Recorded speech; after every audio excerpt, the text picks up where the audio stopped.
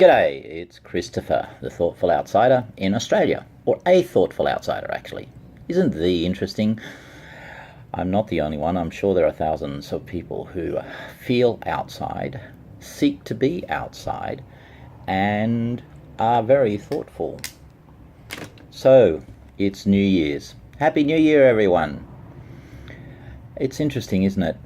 We choose to celebrate and get very attached to our own particular versions of New Year.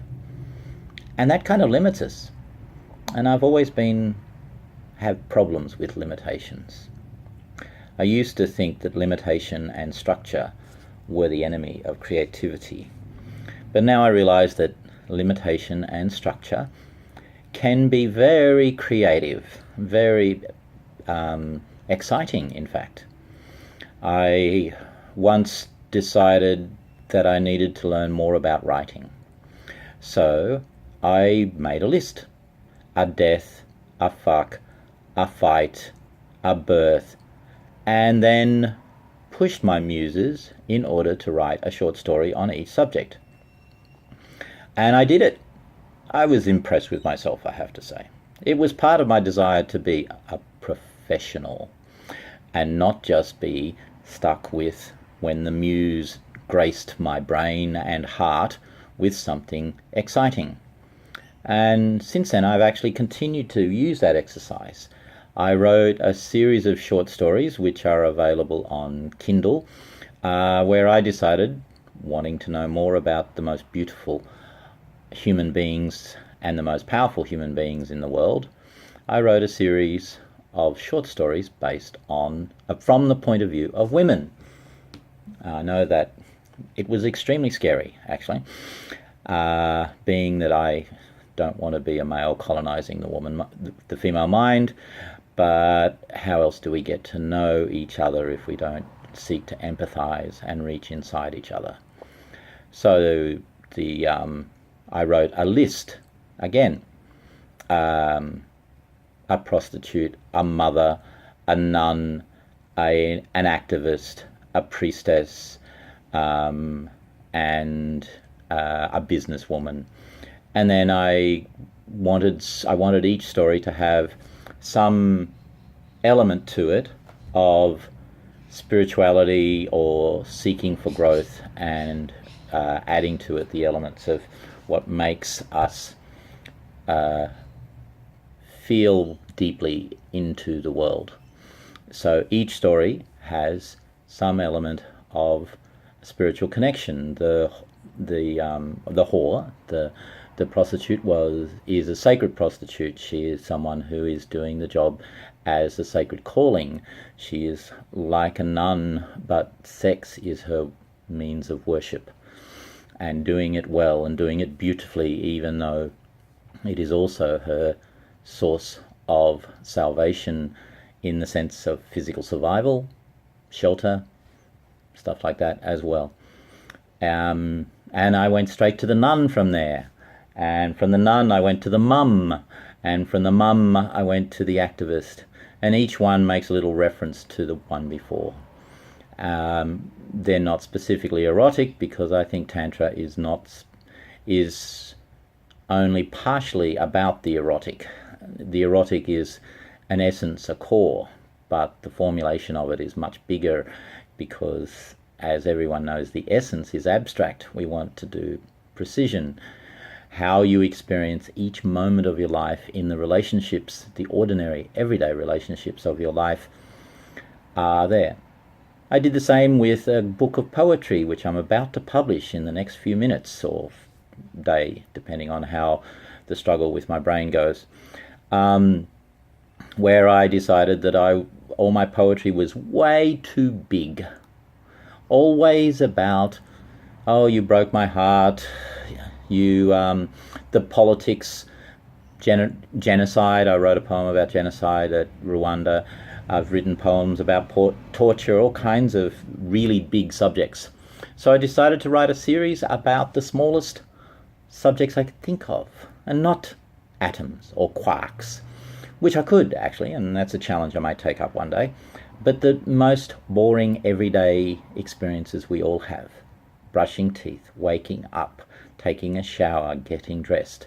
I have done a poem on each of them, and it's worked out to be about 30 pages worth of poetry. And of course, I couldn't help myself. Each one becomes much bigger because these small activities are interconnected with the biggest parts of our lives.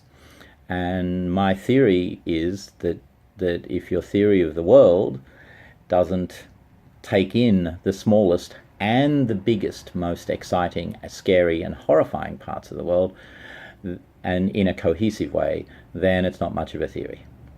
Maybe I'm too enlightenment for my own good, and I should be more postmodern with realizing that it's all split up and we can't actually finally decide everything.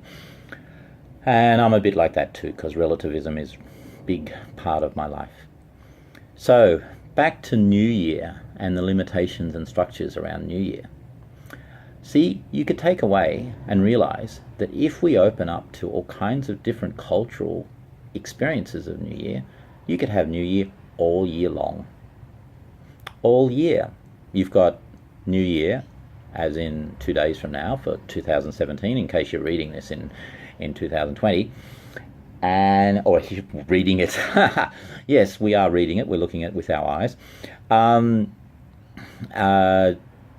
Then in about a month or 6 weeks, there's Chinese New Year, and then March 22nd, the equinox, used to be the pagan New Year. In fact, most of Europe had New Year then, and only the Romans had New Year as 1st of January, and it was a consolidated 1,000 or more year campaign by the Catholic Church to move New Year from the equinox to there. They also did the same with Easter, which had been all over the place by different cultures. There was the Celtic Church had a different date for it. They used different calendars, so that positioned it in different ways, and so on. So you can have New Year again in March, because that's also when the Persians celebrated, although now they do the whole still celebrate it, but the Muslim New Year is there, and that's another New Year you can celebrate later in the year. And the Jewish New Year is also later in the year. Both are lunar New Years, but unlike the Chinese, they move around because they're not connected in any way to the solar calendar. Whereas the Chinese New Year is, I think it's the first new moon after the first full moon after the solstice. And there's some other subtle calculations that go into it, but it's something along those lines. Which is why it's any time a month to 6 weeks after the solstice. Then there's Buddhist New Year, which is in the new moon or full moon in May, which is when the Buddha died and was born, because that's all of the ancients right across Europe seem to have this idea that great and wonderful people have death days and birthdays at the same time. There was a actual decision made in the Christian Church about 300 AD or something like that, when they actually made a conscious decision not to separate the birthday to December and the death day to Easter, because they knew that was in March. And that was a decision that was made by the church hierarchies at one of the meetings of Nicaea or wherever it was.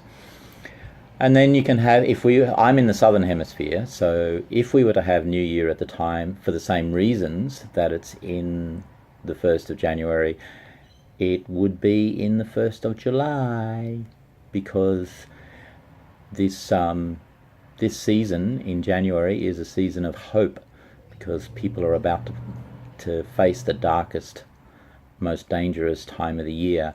So by getting together and sharing presents and taking holidays and having feasts with your best food and having a baby, birth and rebirth, from having a baby for Christmas and then a rebirth of the year at the 21st of January, all statements of hope, in the hope that you'll survive winter. And so it goes on. Even Halloween was originally a New Year, I believe. It was a pagan New Year because it was Like Easter, it was originally a lunar celebration that was had a lunar relationship with this, what was called what's the spring equinox for us in the south and the autumn equinox in the north. So celebrate your own New Year, because your birthday is your personal New Year, which is how I greet people for their birthday. Happy personal New Year. And then I think about offering them some kind of wish for the coming year. I think I'm the only person who does that in the whole universe, maybe. My Happy New Year to everyone. Remember the structures that you can use to create, that you are a creative person and you can do it anytime, any place, on any subject that you care to. Have a great day. Keep feeling deeply.